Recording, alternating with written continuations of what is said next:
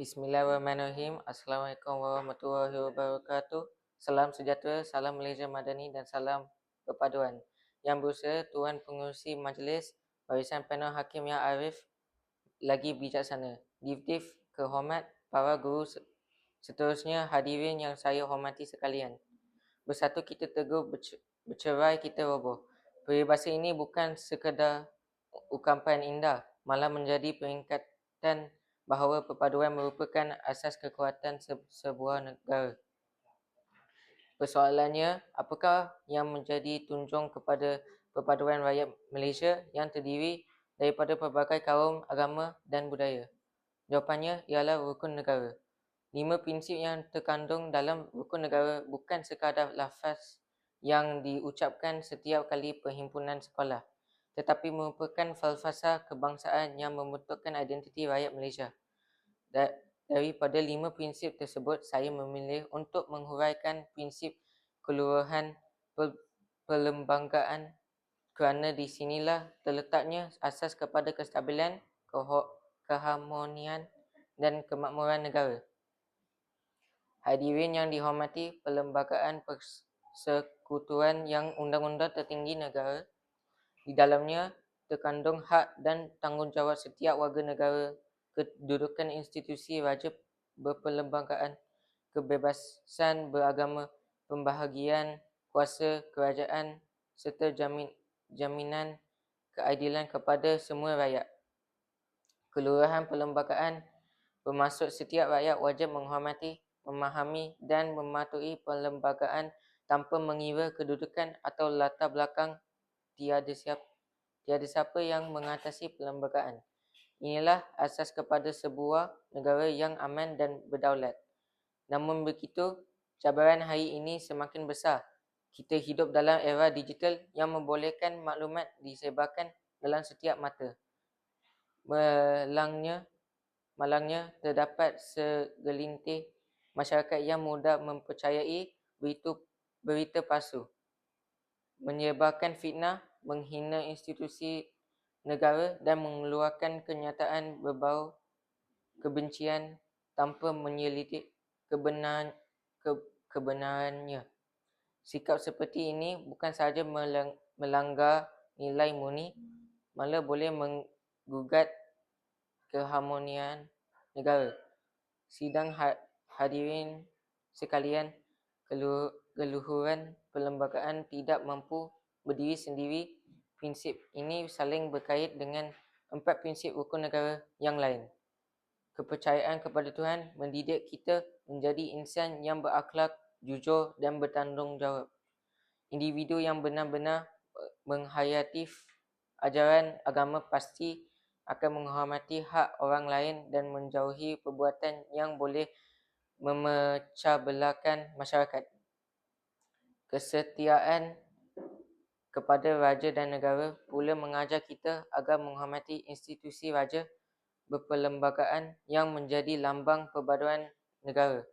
Kesetiaan bukan hanya diukur melalui kata-kata, tetapi melalui tindakan mempertahankan keamanan, memelihara keharmonian dan mengutamakan kepentingan negara.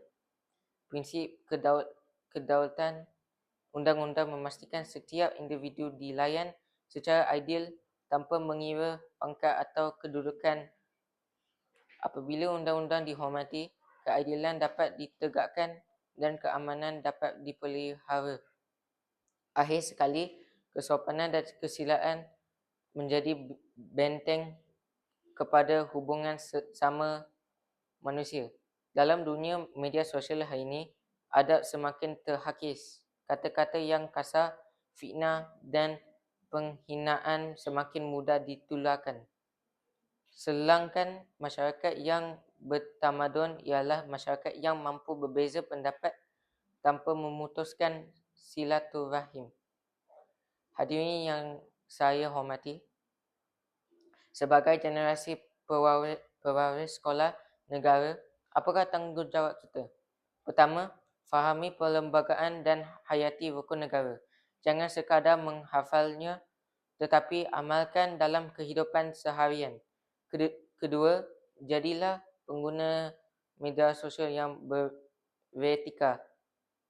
Semak sebelum berkongsi, fikir sebelum menulis dan hormati sebelum meritik. Kebebasan bersuara bukan berarti kebebasan menghina. Ketiga, pupuk semangat perpaduan. Hormatilah kepelbagaian budaya, agama dan bahasa. Kerana itulah keunikan Malaysia. Perbezaan bukan alasan untuk berpecah. Sebaliknya, peluang untuk saling memahami. Hadirin sekalian, Tunku Abdul Rahman pernah menyatakan bahawa kekuatan sesebuah negara terletak pada perpaduan rakyatnya. Perpaduan pula tidak akan dapat dipertahankan tanpa menghormati perlembagaan sebagai undang-undang tertinggi negara. Marilah kita menjadikan rukun negara sebagai panduan hidup, bukan sekadar lafaz di bibir.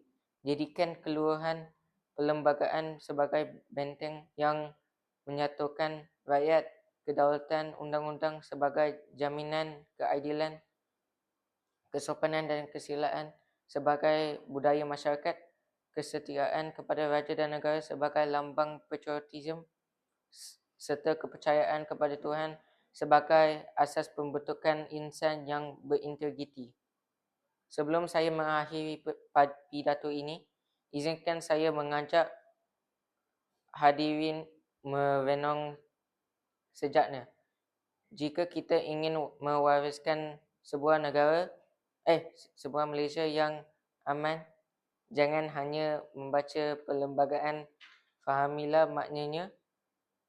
Jangan hanya melafazkan rukun negara, hayatilah semangatnya dan jangan hanya mencintai negara dengan kata-kata, buktikan cinta itu melalui tindakan. Sesungguhnya keluaran perlembagaan ialah nadi perpaduan dan perpaduan ialah jiwa Malaysia. Sekian, terima kasih.